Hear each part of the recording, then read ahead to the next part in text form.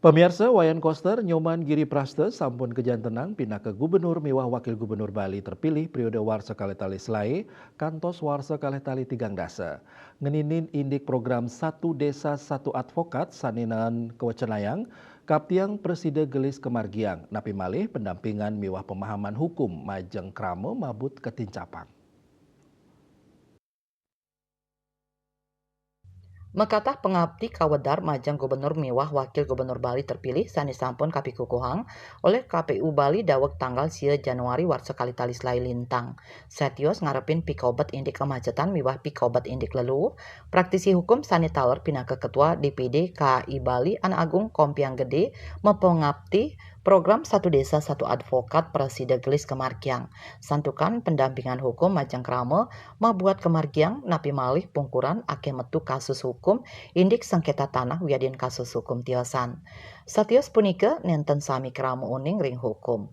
Anggandane mempengabdi program Satu Desa Satu Advokat puniki gelis memargi mawinan presiden ngician wantuan hukum majeng krama ring samian wewidangan sejebak Bali.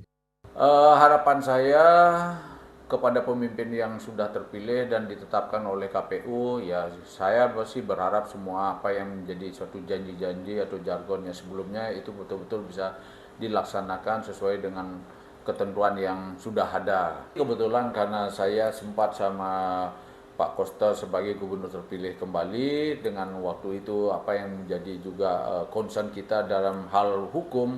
Jadi betul-betul kami berharap kiranya nanti Pak Gubernur terpilih yaitu Pak Koster bisa istilahnya merealisasikan bahwasanya satu advokat, satu desa, satu advokat, di mana tujuannya sudah jelas bahwasanya kita istilahnya memberikan edukasi kepada masyarakat yang awam hukum.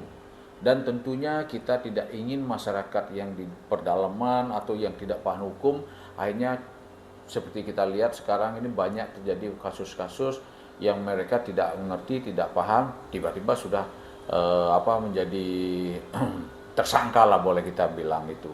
Kalau lihat urgensinya sangat-sangat urgensi yang kita lihat sekarang. Karena apa? Banyak kejadian-kejadian yang kita lihat sendiri bahwasanya kasus-kasus contoh lah masalah mohon maaf ada LPD, koperasi, bahkan ya boleh dikatakan masalah pidana. Nah, hal-hal ini yang perlu kita minimize atau benar-benar biar bisa boleh dikatakan berkurang lah.